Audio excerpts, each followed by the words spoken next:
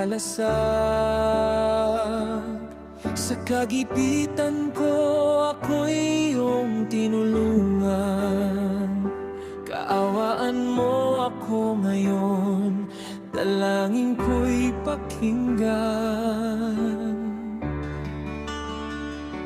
Kayong mga tao, hanggang kailan ninyo ako hahamakin? Ang walang kabuluhan at kasinungalingan. Hanggang kailan ninyo iigigil?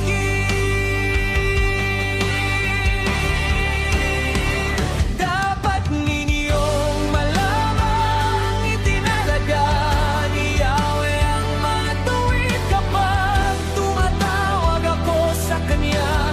Siya'y nakikinig. Huwag hayayang magkasala ka nang dahil sa galit sa iyong silid. Pag-isip at ika'y manahimik.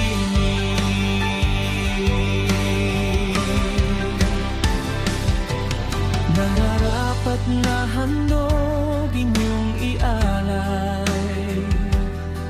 Pagtitiwala nyo'y kay Yahweh ibigay.